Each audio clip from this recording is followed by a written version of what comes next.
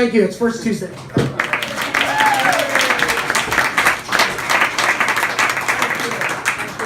All right, everybody, that was Tim Tutton. He literally will be here all week because he owns the place.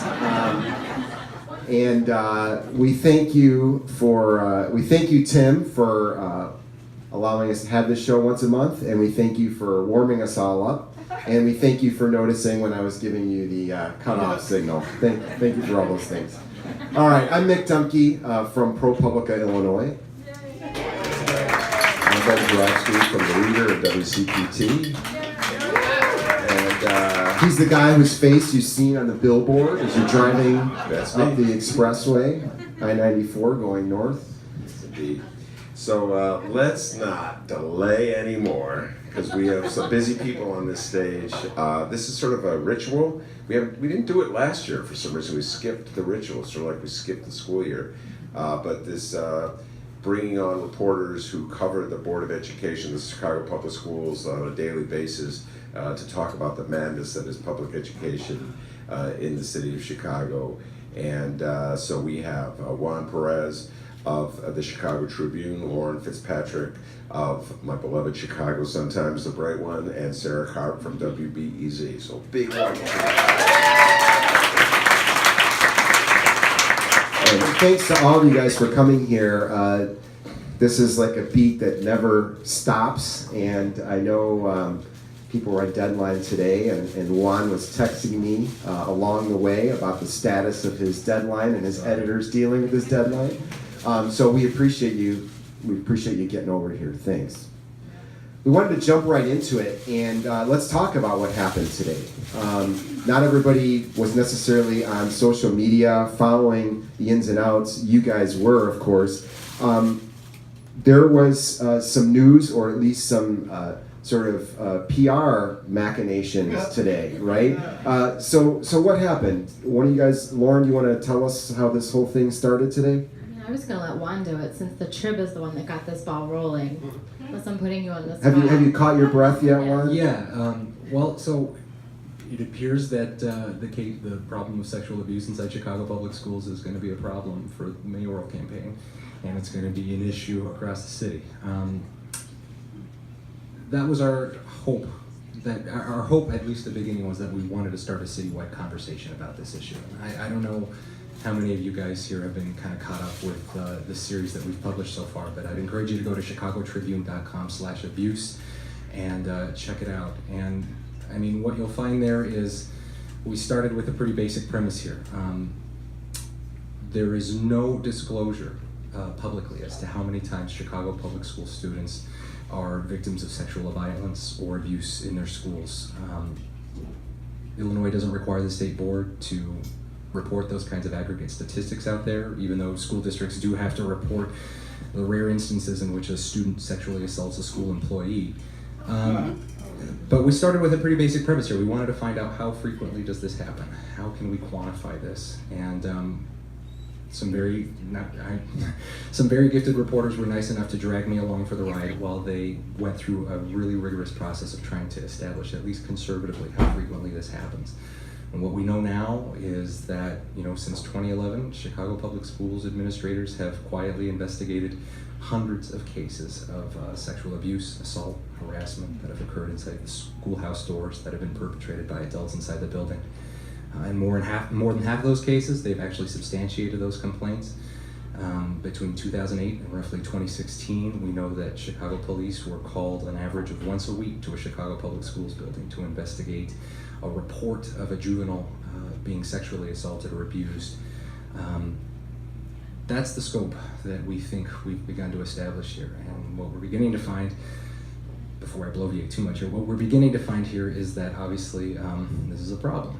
And based on the school district's response to this and the mayor's office response to this, and the mayoral candidate's response to this, we can see that this is something that's generating some momentum. And so that's what you saw today.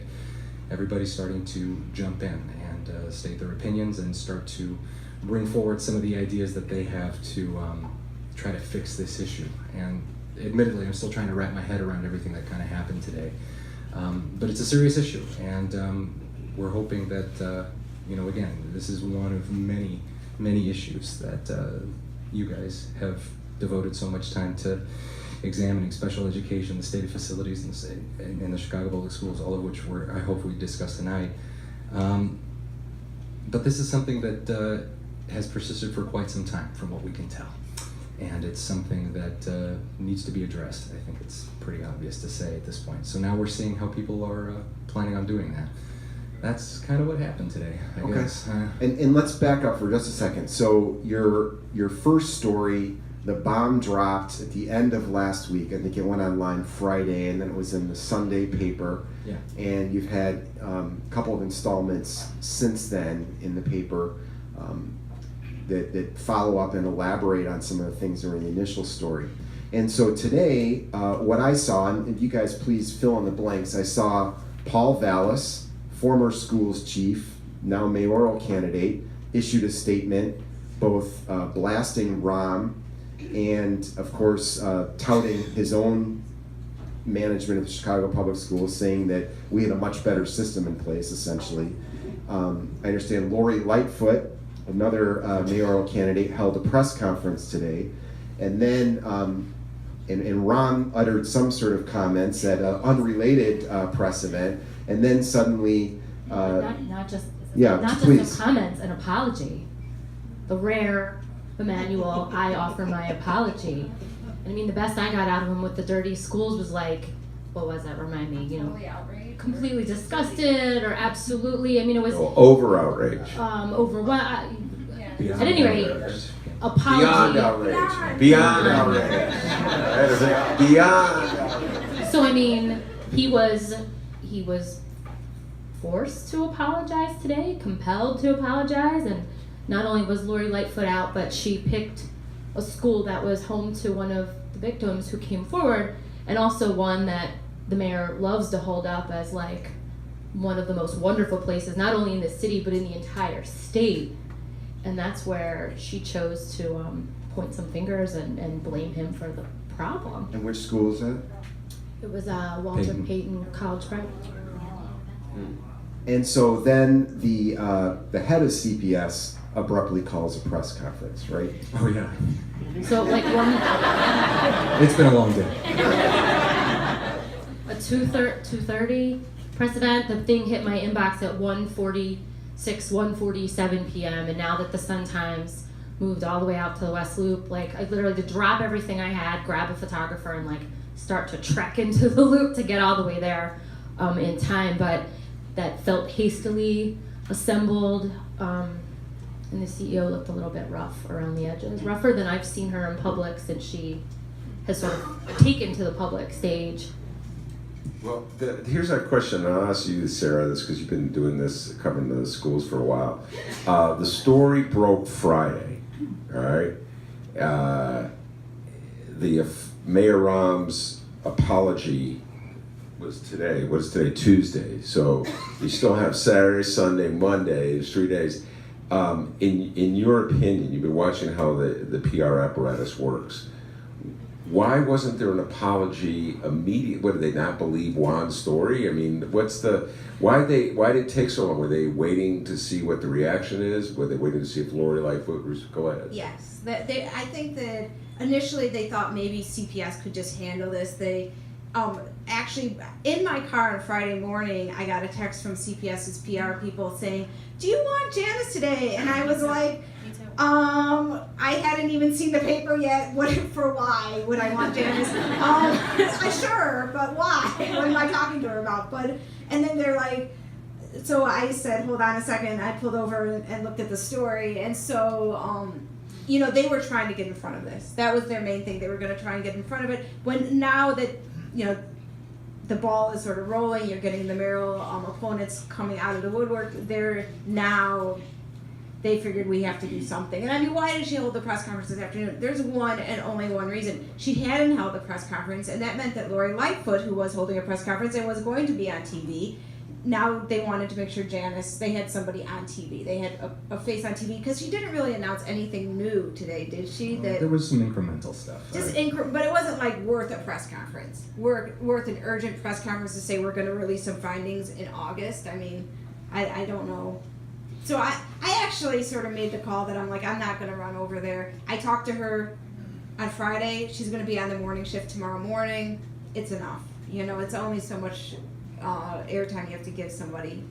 And I guess by way of background here, what the CEO announced this afternoon was, as part of the district's response to this, they have elected to spend up to $500,000 hiring a private law firm and a former assistant U.S. State's attorney and state inspector general to conduct what the district has described as a thorough review of CPS's responses to sexual abuse and assault, in addition to a bunch of other policy changes that they've already rolled out and some changes in state law that they've elected to back up in response to our reporting. What you heard today was, I think, two primary things. One, that the Cook County State's Attorney is going to help the district out with some training, and that these preliminary findings, or rather a set of preliminary findings from this internal review that the district has commissioned, you'll see some of those findings come out in August, and we don't know what those are going to be. And you know, the broader report will obviously still be to come later, but that's kind of the main thrust of what we heard today, right? Right. You know, Juan, one of the points that I picked out of that your stories, particularly the first one where you laid out exactly the how you got the information, and this relates to the investigations that Lauren has done about the dirty schools, which we'll get to, and Sarah has done about special ed. The state has taken over special ed. And also your the one you did about Aramark. The $22 million went out the window to Barbara Bird.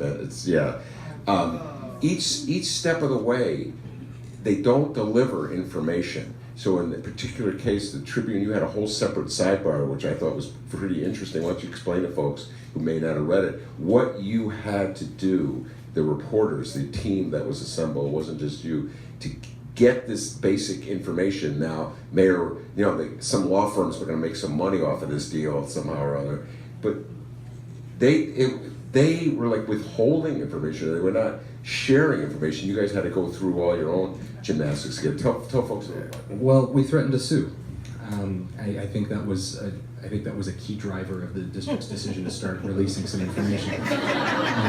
And I should credit, the Tribune for putting the resources behind it and giving us the attorney firepower that we needed to get really serious about putting up a legal fight. I mean, how often does that come up when it comes to the release of basic records? I finally found a guy who'll do it for free, but it took some doing, and my paper, God bless them, they do a lot of great things for us, but we don't have those kinds of lawyers necessarily on the ready all the time. And I mean, this is not an old issue here. I mean, there are active lawsuits happening right now that are trying to contest the idea of how the city responds to the Freedom of Information Act. That's a whole other issue that we could devote a lot of time to, right? But it sort of goes to the instinct of the manual administration that, first things first,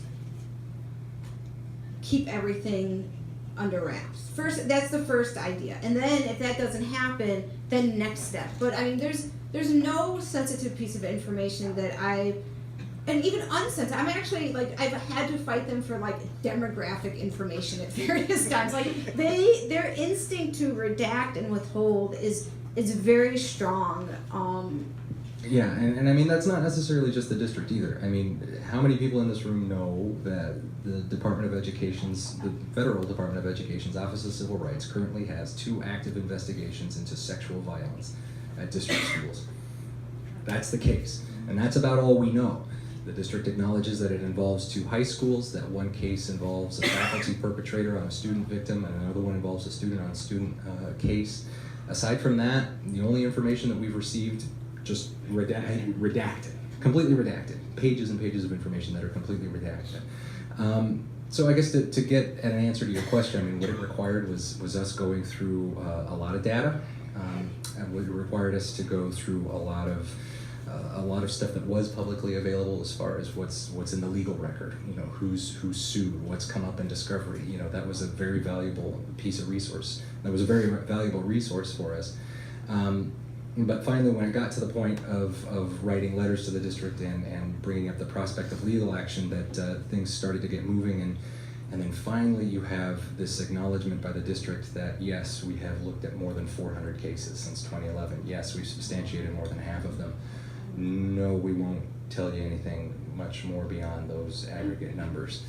So there's not a lot of detail I can provide to you guys from that. But that's, that took months and a lot of stress. And I'm not here to discount the threat of the legal action because I believe that had something to do with their release. But all of that stalling is just, and I know this from reading enough emails that eventually come through, it was just a chance for them to buy time to decide what are we going to do about this so we have some semblance of some kind of plan in place so that when we finally do have to release the records, we're not just caught with our tail between our legs, be it we're going to add 100 custodians to clean more schools, or we now are going to hire this very qualified attorney to do a top-to-bottom analysis of the district or some of the special ed responses. I mean, it's just an effort to buy time so that, and then once they have an answer, that is when I find they tend to release the records. And literally, one of my best examples of this is I wrote about the district was spending a whole bunch of money on like fast food. I don't know if any of you remember this, Subway and pizza and all the rest of this stuff. And I literally got the records, like it was an hour before or an hour answer. The CPS spokeswoman told me, we revamped the policy. We can't spend money like on teachers anymore. There have to be kids involved. But it was literally the same day. They would not give me that stuff until they had, but we fixed it. But we You can fixed hear it. her munching a chicken nugget in the background. Some Johnny's pizza. Meanwhile, like other reporters get this weird press release out of nowhere, like they're revamping this thing, and you have no idea. And you're like, someone must be doing a story about this. It's somewhere in the works. And there was that oddball thing from the board agenda just a couple weeks ago of CPS spending $500,000 on this law firm and hiring this woman to do a review of the district. And I went to my editor like, what is this? Like, should I figure out what this is and ask them what is going on here? And of course they wouldn't give me the answer. And now, I mean, it became abundantly clear, but they found a solution. It's like they found a solution before they addressed the problem publicly. Have they outlined the process for picking who this which law firm is going to do this? Because the last CEO was ousted because of the law firm he picked to do some work, right? Yeah, I don't know a lot about how they arrived at Schiff Hardin other than Maggie Hickey's, who's the the attorney who's going to be working on this, other than her credentials. How many people here have been to a Chicago Board of Education meeting? Just by show of hands. Okay, a lot of you. Those of you who haven't attended ought to take a half to 3/4 of a day off of work and go honestly look at what is one of the most fascinating operations of local government that I have ever seen. It's incredible, right? I mean, if you wanted to find out that the Chicago Board of Education was spending $500,000 to hire a law firm to do a top-to-bottom analysis of its response to sexual abuse, you would not have gotten that from the Chicago Board of Education meeting. You would have had to have sat through hours of public testimony and presentations and another lengthy period of time where they met behind closed doors to deal in closed session to deal with matters involving litigation, termination, those sorts of things. They come out and they engage in, without any kind of public discussion, what amounts to, like, how would you describe it? Just a rapid fire series of votes. They'll just read out numbers by consent, and they'll just read out the agenda item number, and they'll do it in groups, and they'll just say aye, and No, and then it's the last favorable roll call vote applying. That's my favorite. So you have to keep track of, who voted for what, who did it where, and the only thing that you would have heard, and I saw this because I sat there, is that, there's just like the briefest of mentions that, yes, we're hiring Schiff Hardin and retaining them as legal counsel. That's it. No explanation whatsoever. Until, of course, to the district's credit, they did acknowledge later in the day that the reasons why this company had been hired, and then, after a couple of days, you can pour through the records and see what the purpose was, but sitting there day of, you're not going to get any kind of sense of what's going on. Now is a good time to come because the meetings won't be as long because with the election coming up, fewer and fewer controversial things will make it onto the agenda. So maybe you're out of there by like 12:30. You can go Millennium Park for lunch. Now that you've used your day off, yeah. Wait, I just want to make sure I'm understanding this correctly. So you had, not you literally, but the Tribune's investigative team had been doing your stories. You were putting together your information, gathering your evidence for this blockbuster story that was going to hit the streets Friday. In anticipation of your story, the Board of Education at a meeting about a week out approved $500,000 for Shifhart without telling anybody what it was for. There was no expression of outrage by any board members that these sexual predators have been allowed to prey on children in the Chicago public schools for during their reign. Am I understanding this correctly? There was no public discussion of the purpose of the contract. Were you nervous that Yeah, there you go. one of us would demand to know what this was, and then Yes. your whole thing? Because I had seen that too, and I was like, isn't that Jim Sullivan's old firm? And I was like wondering, but I didn't follow up. But at the same time, I mean, we knew we had confronted the district with our findings a couple weeks prior. A lengthy series of memos that we presented to them that laid everything out. They responded on deadline, I'll add, pretty much, with about 25 pages of just responses and evaluations of what it was that they were going to do, and they also acknowledged the fact that we're going to be hiring this firm or this person to take on this review. So we knew that then. What we didn't entirely know until after we interviewed the CEO was that this would be going on the board agenda, right away, and it would become public right away. And yeah, that was something I was worried about. It is, because Mick and I used to talk about this all the time when we were tag teaming investigations. Because your first mission is, of course, to get the truth out. Your real first mission is to be the first to get the truth out. And so Ram is a slickster, and he's always going to try to beat you to the punch so that he can say, well, it's old news. You know what I'm saying? So, all right, why didn't they go public? I mean, if they had to assemble all that information eventually after you threaten a lawsuit, maybe Lauren, you can answer this one. I mean, why doesn't the Board of Education, why did they just come out with it instead of waiting for the Tribune to embarrass them with this headline? I mean, why do they always gotta be so sneaky? I mean, that's the fear after you've done all this work, that they are going to do something like that. And I mean, you're right, like the truth coming out and the public being informed or policies being changed. I mean, that is the top priority, but man, it sucks to put a lot of time in your life and teams of people into something only to have them then turn around and screw you by giving documents to your competition before they give them to you or something like that. So, the Board of Ed, like, they're oddly silent. And when you come to one of these meetings, or if you've been to one of these meetings, you see they do the nod.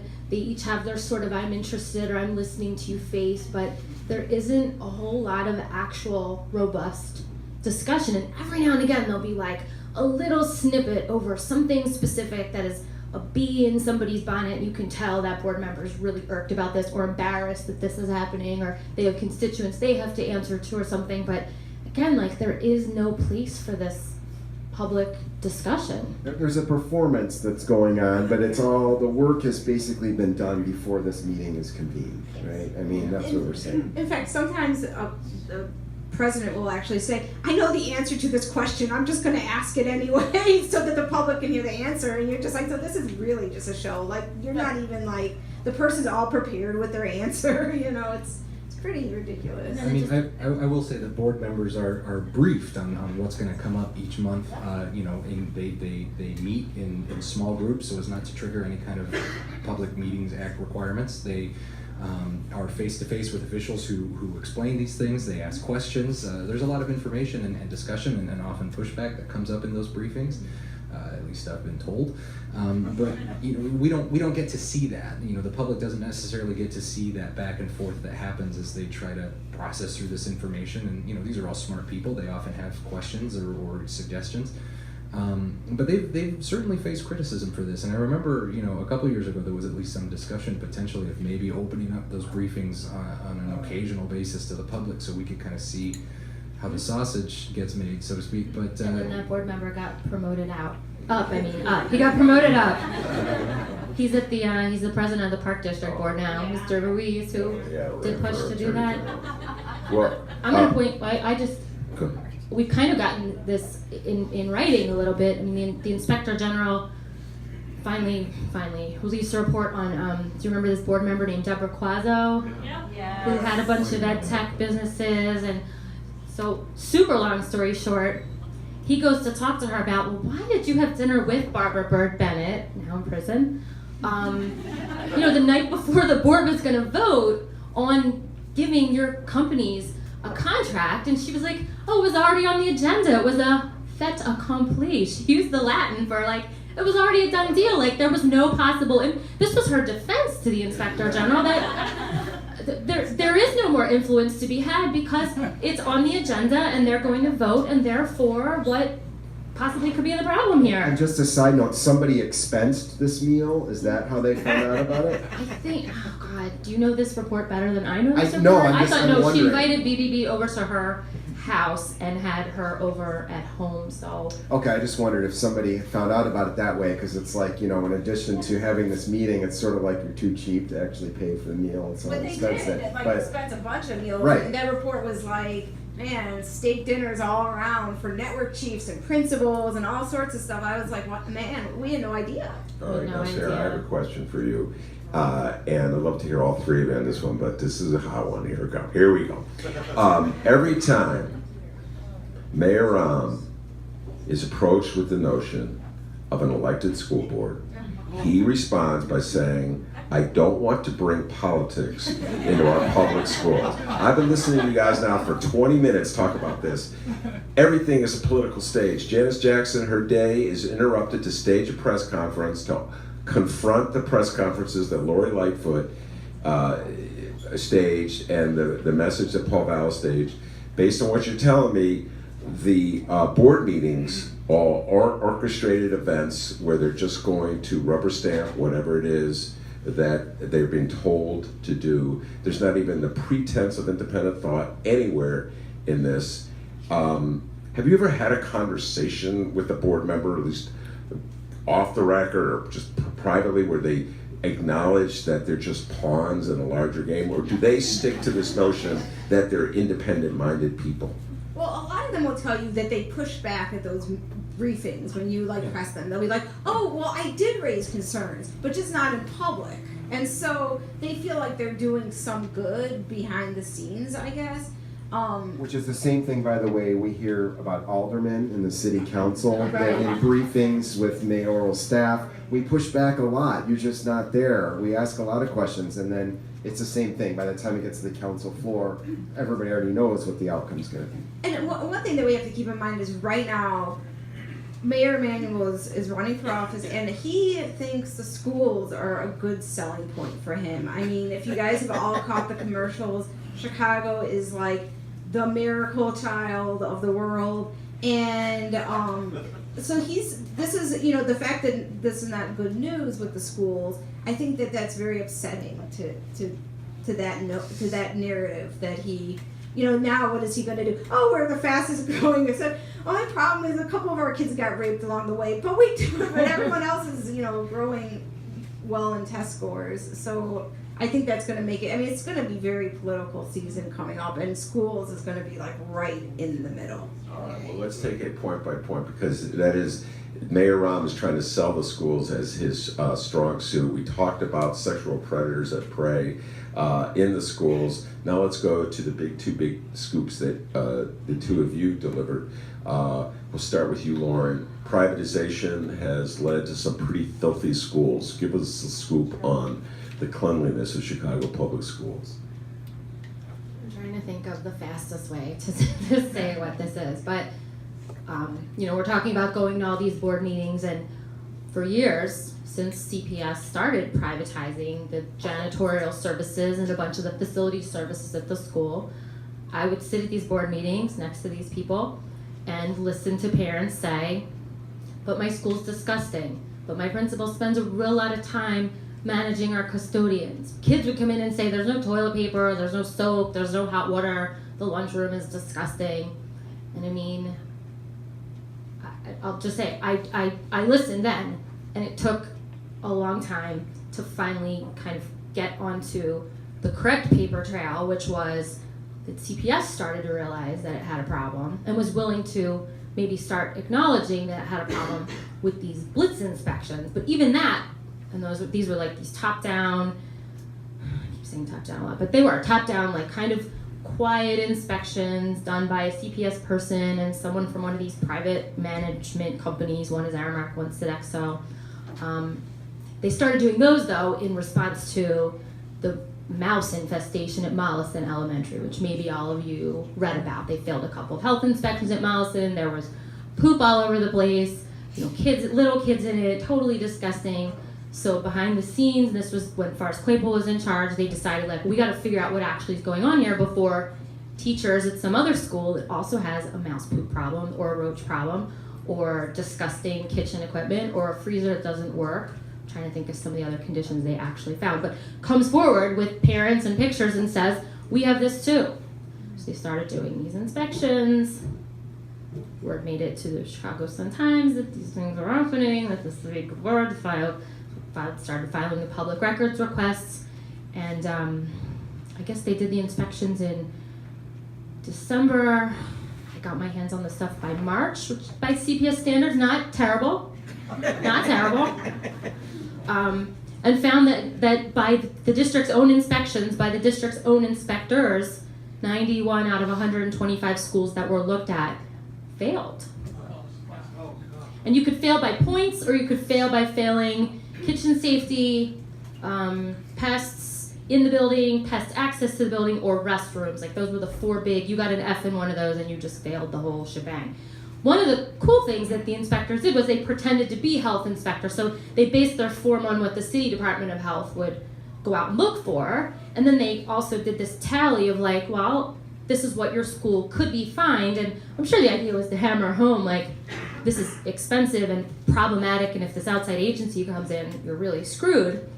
But then when we looked at which schools were getting the highest fines, then the worst conditions, the most expensive conditions, were mostly in schools with Black and Hispanic children on the south and west sides, which sucked. So we printed the pictures, did the stories, that CPS knows that schools are filthy, they're struggling here. But here's the thing, if you were at those board meetings when these folks would come in and make legitimate complaints about what was going on, somebody on the board would say, but they passed the APA 2 inspections, and they drag up the latest person to be in charge of facilities to say, and what is the report of the APA 2 inspections? And they were these inspections done by an auditor that we all, as taxpayers, pay for, who would come out once a year and go through the checklist and say, now you're doing great. So how could these things jive? And I finally, I'm not gonna lie, I was jumping up and down when I finally realized these janitors will go on the record and tell me what I have suspected, which was they knew when the inspector was coming. So all the supplies you'd been asking for, or the extra help you'd been asking for, would mysteriously appear right before, like, when the inspector would land in town. And he would do the inspections kind of by neighborhood or by zip code. So maybe the first one or two would be a surprise, but then word got out, hey, the dude's in town because he's from, like, up in New England somewhere. He'd have to fly in and do all these things. So then everybody would, like, scramble. And then the board was like, well, but everything's good. Like, you couldn't possibly know that your school has no soap because you passed the inspection. So that's sort of the gist of it. I wish I could tell you, like, CPS has saved money on these contracts. I'm one person doing these stories and then keeping an eye on the rest of the district, and money stuff does not come easily to me. So that's a question I still have. I don't know. I don't think I could tell you exactly even how much they've spent on all of this work, because they're the big contracts, and there's people still employed by the board, and then there's subcontractors brought in, and it's a big giant puzzle. So I'm on it, but and not meant to be clear to you or the public. No, not to any of us at all. I'm sure. And that would have probably been the big scoop of the winter coming into the spring, if it wasn't for the sexual predator story, and right before that, the state taking over special ed, which is really beyond irony when you think that Bruce Rauner is coming to the rescue of public education. Not quite sure what to make out of that. Anyway, Sarah, talk about the utter failure of the Board of Education to spend special ed money effectively. Well, you could basically tell the facility story if you just like transferred in special education, and you might have a very similar story. I mean, really and truly, parents would come and complain. Some people I see in the room would come to CPS's board meeting and complain, and Frank Clark would say, "Is this true?" And Forrest Claypool would say, "No, we're meeting every letter of the law. Everything is great." He didn't say everything was great, but he said we're meeting every letter of the law. But there were just so many of those people that came that, and the other thing was that CPS changed the way that they funded special education. So it was very hard. You know, Forrest Claypool said, we're not cutting special education, we're prioritizing special education. And so because they changed the way that CPS was funding special education, the puzzle for me became, how do you see whether they're actually trying to save money in special education and not saying that? And I spent a long time trying to figure that out. And, you know, up in like 3 weeks before I actually published the first of the stories, I thought I had the answer. CPS called me and said, I don't have the answer. I was comparing apple to apples. I said, apples to oranges. I said, then give me the apples. What are that? You know. So it was really a long process. And figuring that out was one thing. The other part of the story was that somebody on a completely different matter was talking to me about these consultants. Some of these consultants that Lauren had written about over the summer, and they were actually talking about how the consultants had devised the software that does that changed the way that the payroll system. But they said something like, yeah, and those auditors, they have an office in the special ed department. And I was like, what? That sounds weird. And because I was already looking at the budget for special ed, I was like, well, what's up with that? And I wound up FOIAing the invoices of those consultants to find out what were they doing, and lo and behold, they said these are these politically connected auditors that Claypool had hired on this like contract that I had pinned up on my board since it went into the board report. It was called professional services, and this contract kept growing and growing and growing, and it always was just in my mind like, what is that? What are we doing with that? And lo and behold, in those invoices, they say, we're going to write what turned out to be a procedure manual that changed the way that special education services were provided for students, and ended up delaying and denying kids getting services and therefore saving CPS money. This is totally against the federal law that says that students, should get what they need in order to have an education, in order to be educated. And so the state came in and they looked at it, and they said, yeah, this is what happened. And a lot of really strong parents and advocates really, brought the issue to the state and really pushed the state. And there were hearings on like several Fridays that lasted like late into the evening and were very painful. But eventually the state said, yeah, we're going to appoint a monitor. And now I think the big question is, will the monitor have enough strength to really make sure that CPS does what it needs to do right by kids? So. And that monitor has like a huge amount of authority over how CPS runs its operation now, right? Right. They sign off on the budget, which is a big deal, and sign off on any new policies. And so that's another really big deal, because these were policies that were put into place very secretly. I mean, this procedure manual that these auditors helped write was sort of given to principals and case managers and social workers as something that they have to use in pieces, like this is how now you get an aid. But there was never like a publishing or a big training or an announcement, and so it's very secretive. This whole thing was very secretive and very hard to figure out. I mean, there are a lot of pieces that were just very, very hard to figure out what was happening. So hopefully this monitor will have enough information so that they can't just do these things without any transparency. And amid all the work that you guys are doing, all these investigations had either been released or the state was holding hearings, or in your case, Juan, it was known to CPS that you guys were sleuthing around. Amid all this, Janice Jackson appears on this promotional video to talk about how much CPS has improved, and it's like a campaign-style video. I mean, what was your reaction just as reporters? And I know, Juan, you played pretty close to the vest and stuff, but I'm just wondering, I mean, does your jaws drop? You see this. It's like, because you guys are covering this day in, day out, you're doing the deep dives. I mean, what's your response to this? Well, okay, so I was driving into work.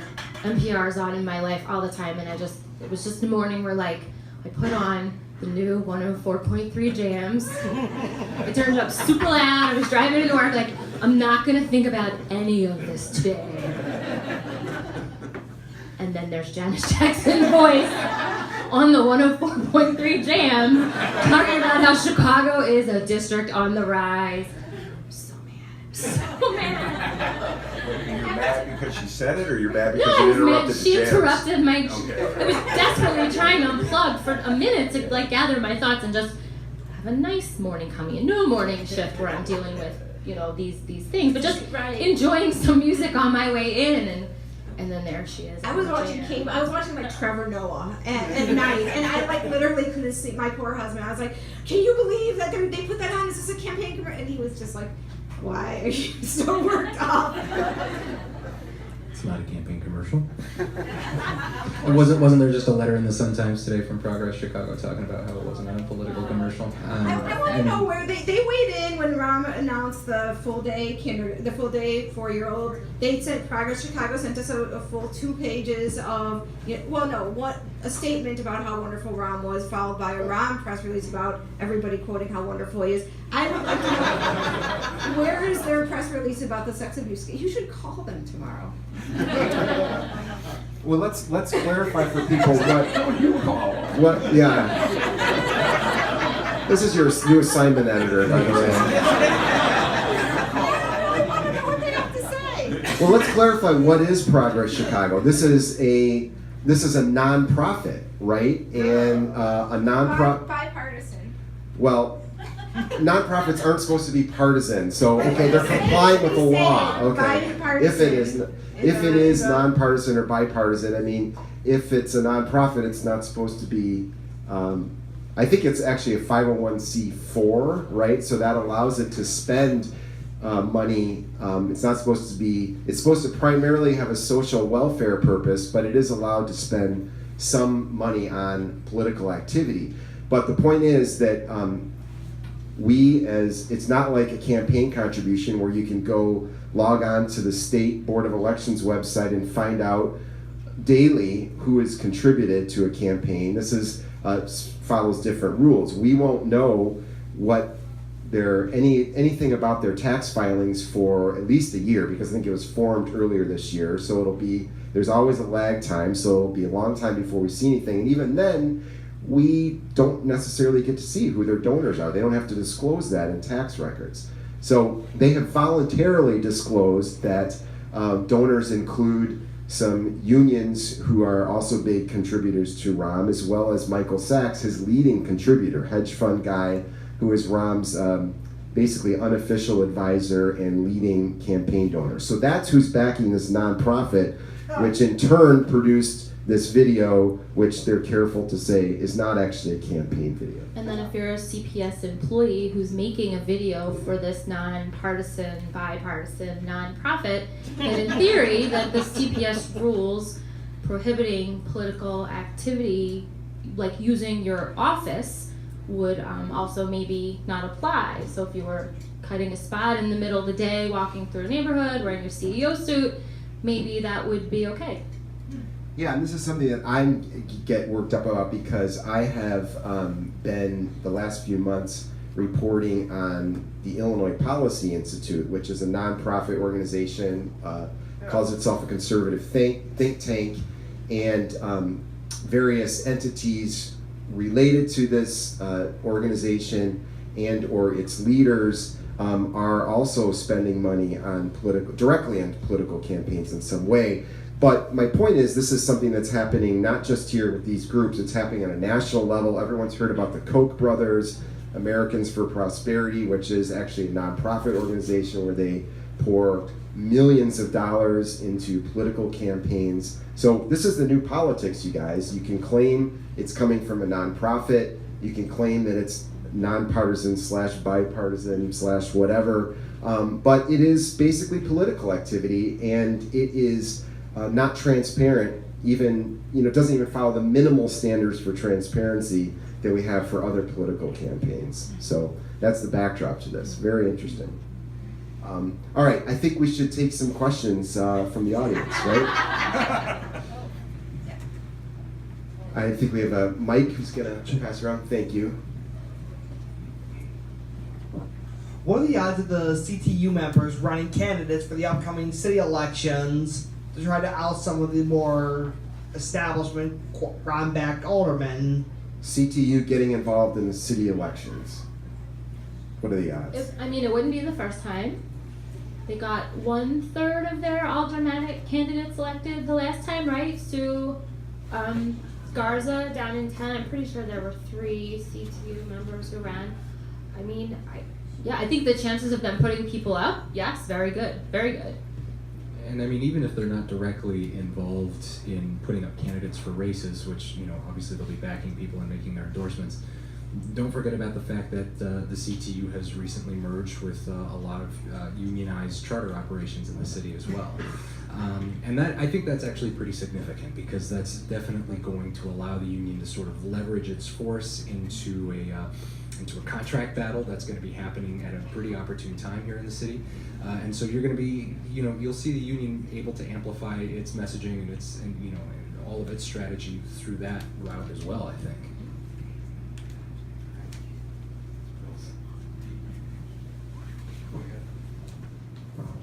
I have sort of a wonky technical question. When the Board of Ed drops $500,000 on lawyers for an investigation like this, where does that show up in the budget? Does it show up in the budget? Is there provision for emergency funding? Emergency law.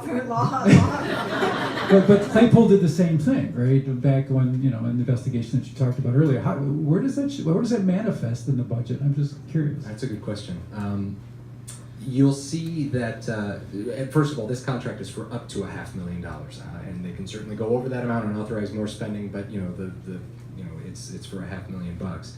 What you'll see, if you really want to get wonky about it and you want to dig through the sort of individual ordinances that the school board approves, when you get into the fine print there, it talks about oftentimes what the budget classification for each of these maneuvers will be if there's money involved. And I'm trying to remember what the one for this one was. The district does have a tort fund that it uses to finance legal operations and deal with judgments and settlements and things of that nature. But honestly, it's hard to tell, unless you really get deep into the cash transfers. You don't necessarily have a very good idea of which dollar from this pot goes to fund this operation. By the time you get into the general fund, all $6 billion of it. The budget that they release, at the beginning of the year is one thing. The financial reports that they release at the end of a budget cycle is another. What happens in between, good luck. Quote of the night is,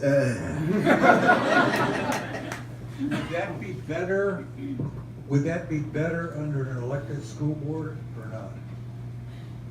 I am not equipped to answer that question. I can tell you that right now. I'll answer it. He'll answer I do not know if Chicago's capable on any level of running an efficient, transparent operation. I've not seen it on any level, been following this stuff for a long time. So I cannot tell you that an elected school board would be any better in terms of not hiding $500,000, which is free to spend all of a sudden on legal fees at the drop of a bucket. City council's pretty shaky and shifty, and we have, of course, the TIF funds. So I do not know. I just personally believe that this experiment, everything these guys have said here on stage, indicates that this experiment in mayoral control has been pretty much a disaster. You have sexual predators, you get the state taking over the special ed, and you have mice in schools. I don't know. So it couldn't be worse. I'd like to say this. It couldn't be worse. You know. It could always be worse. Thanks. There we go. But you might have, it could always be worse. You might, because I mean, we thought it can't be worse after Barbara Burke Bennett went to prison, and In defense of Forrest Claypool, he did not go to prison. no. Not yet. Yeah.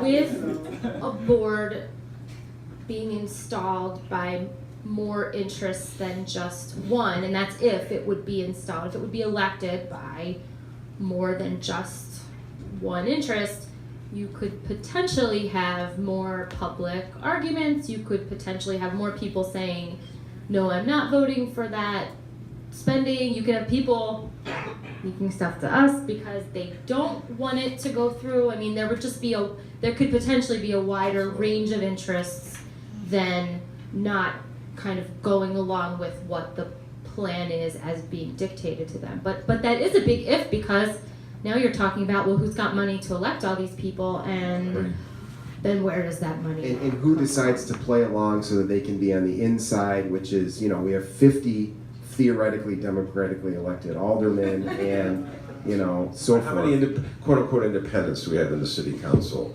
Well, the last vote on the police academy, there were 2 no votes out of 50.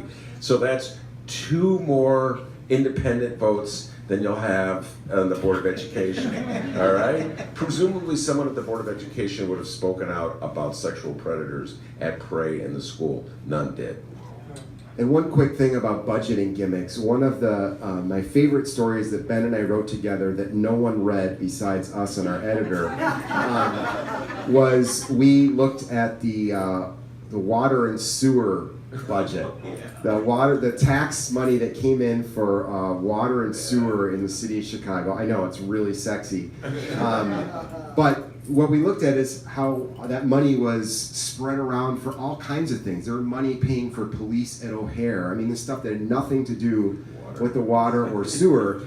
And the point is that all sorts of budgetary gimmicks are built in, and flexibility. I mean, people who are running these things and budget people like to talk about flexibility, not gimmicks. But that's what they do. They pad certain accounts in case they need it, so they can move stuff around. I will say this, I mean, the sheer magnitude of the budget, of the Chicago Public Schools budget, and I'm just talking operating here, we're not even getting into capital, we're not even getting into, you know, the other issues here, is so massive that it makes just understanding the numbers, unless you're sitting in an office in front of that computer screen, just somehow absorbing that and having like a really firm educational background and figuring out how to navigate that stuff. You know, it's so big that I don't know how you really navigate it without, you know, I just don't know. I've tried, believe me, all of us have, and you know, we do the best we can, but there's still so much we don't understand. Yeah, and no matter what they're always going to tell you, it's not apples to apples. No matter what you try and compare, it's never apples to apples. Hi, I'm not a journalist, so I'm curious about how you all come to these stories. Full disclosure, I'm a special ed attorney, and we've done some work with you. But I'm curious sort of how you find the beginning of that thread, what piques your interest, how do you get to these stories? Of course, there are thousands of families who have these stories already. What is the connection?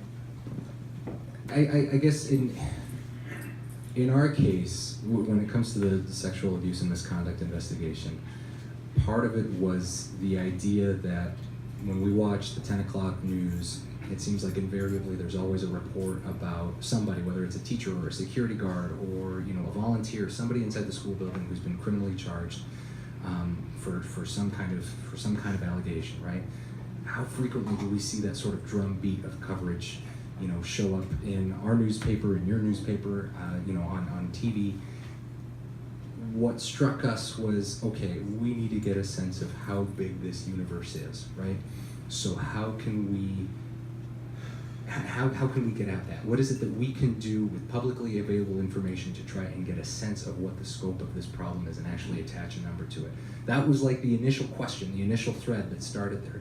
We came up with a method that we thought worked and did work, And from there, everything just kind of unfolds in front of you, and you can pursue any number of angles. It doesn't even need to be something so difficult to identify, right? Like sometimes if you want to find out how much does the Chicago Public Teachers Pension Fund owe, how big are their debts, and how would this minuscule little adjustment that they made in their board minutes have an effect on how big their debts are? That's, sometimes it's a weird question based on a wonky piece of information inside of a piece of paperwork. Sometimes it's something a little bit more philosophical and difficult to identify, I guess. But I'd love to hear your thoughts on special education and facilities too. I'm going to make a pitch for this thing called beat reporting, Amen. which is what all of us are, and I cannot drum this drum enough times. I mean, I very much like the power of beat reporting, and what that means is just I'm the person who does the schools for the Sun-Times. So you see my face out there, you see my name in the paper, I go to all this routine stuff. Sometimes there's a story there, sometimes there's not a story there. People have a complaint or a problem with their child or whatever's going on, and they know that I'm the one that they could try to call, and that these folks up here too are also, maybe they'll listen. Sometimes there's something to it, sometimes there isn't. But the beauty of this beat reporting is that we have a really good sense of like what the baseline is, what's normal, what it used to be like, what it's like now. So we don't have to spend a lot of time worrying about changes. We just kind of see them as they happen, and this is a really wonderful thing. And I mean, this took me many years of covering the schools to feel like I had a sense of what it's supposed to be like, or what officials are saying it's supposed to be like, and then kind of comparing that with what the reality is. And then there's always the classic, like, what are they saying versus what are they doing? Sometimes the tips come in. Sometimes I'll write a little something and people are like, oh, you're interested in that. I'm going to tell you something you cannot believe on that topic, and then that turns into something too. So I feel so lucky to be a reporter at a place that values having an education reporter there day in and day out, and that people trust me with their stories and their tips and their lives, and sometimes they stick names on them and sometimes they don't. I mean, I'm grateful for all of that, and I think some of the best work that you guys have done too has been you're on the beat day in and day out, and you've just been able to like seize on something and then turn it into something wonderful. I second that completely, and I mean, one thing, if I have to emphasize anything, it's this, that we can't do our jobs without you. We just can't. You are the people that we serve, and we cannot serve you unless you're communicating with us. So, I'll make a shameless pitch to donate, to subscribe, to click on our stuff and click on all the ads and do all that sort of thing. But I mean it, communicate with us, talk to us. If you see something wrong out there, let us know, because otherwise... And if you need to like set up a fake Gmail account to do that, I mean, that works a lot. I prefer you leave a phone number, but... Also works. That's better, but talk to us. Because I mean, the biggest way that we get our stories is we just listen. And if we hear something enough, then eventually we'll say we want it. We'll start looking into it. And so I think, just listening and, just tips, or not even tips, just conversations. I mean, when we go out, we talk to people, and people are like, man, you should know. Sometimes people don't even know they're giving us a story, but they say something that you're like, that's just really odd. That's something I need to call about. You have time for one or two more. I gotta get a kid to soccer practice.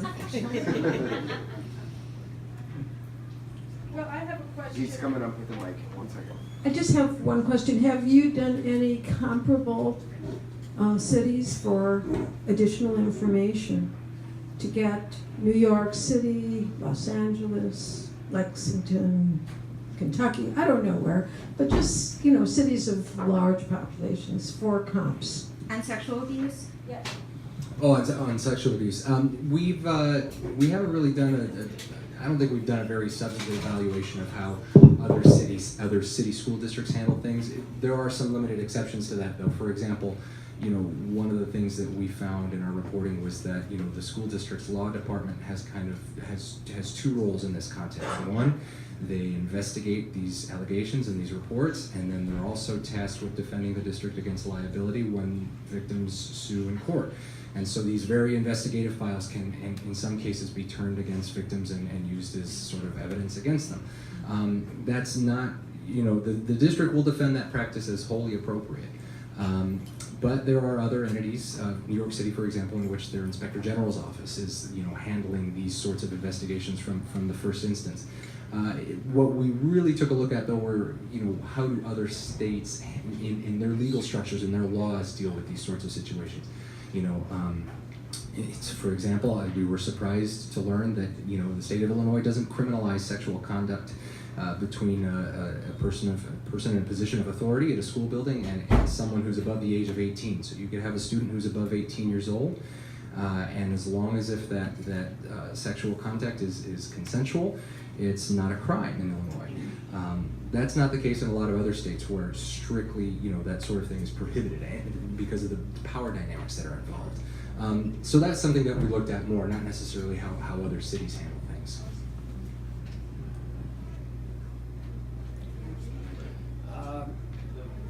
I shouted. I thought we were Okay. One more question from the back? Yes, sir? Yeah, go ahead. Okay. Well, I know it's old news, but do you guys have any idea what a Tesla-era science lab is? And how much money is being wasted on schools that probably won't exist in 5 years for those labs? Tesla-era science lab. They're coming to a school near you. According to, that they're different than the Sputnik area there. From what I understand. Ben was writing down this tip. Yeah, well, 80 schools are getting, one of the things, like you talk about the schools that might be closed that are getting them, the other thing is that some of the schools that were on the list that are getting them are only like a couple years old. So, I think that can be looked at sort of as a failure if you just built a school like Back of the Yards. It was built in 2010 and it's getting one of these labs, and I just wonder why you wouldn't build a school that has the state of the art. I don't know. So I see the point that I think you're making about a lot of under-enrolled high schools across the city, and that could very well be in line for closure at some point. And you do see that a lot of these buildings, this is something the Tribune has also looked at, a lot of these buildings that are really struggling for enrollment are on that list of buildings that are going to be getting some degree of rehabilitated science facilities. What those look like, I don't know.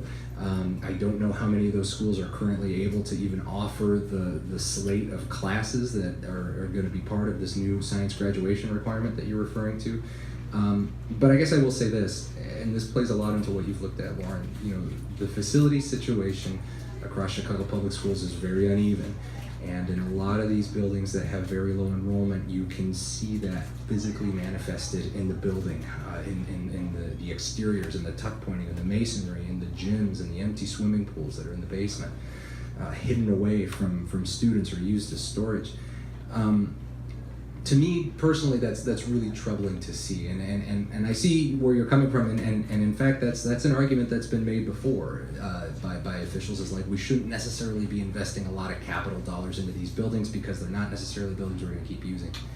At the same time, what you'll hear the district argue, and I tend to agree on a personal level, is that if you believe there's a scientist at Bowen or at Manly or at Tilden, if you believe there's a physicist or someone like that in any of these buildings across the city, then you ought to be investing on a commensurate level to provide that sort of access to the education that they undoubtedly deserve. So that's a tough one to crack from where you're coming from, and I see the point.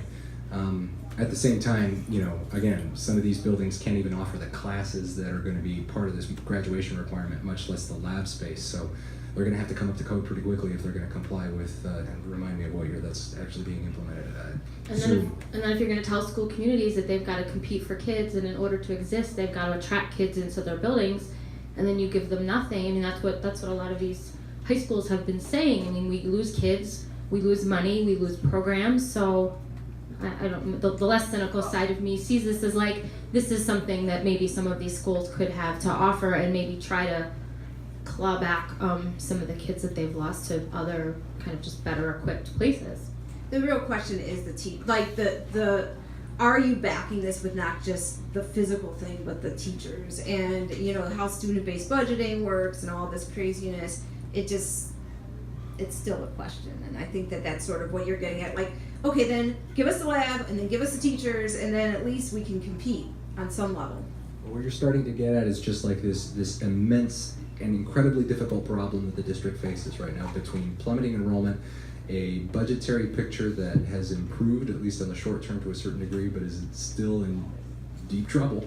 And how do you manage that, right? You know, how do you deal with the fact that some of your schools are hollowing out by the minute, despite the fact that they still have to exist as to serve, you know, the community that surrounds them, and you don't have unlimited money to go around. I mean, Maybe you need a master plan.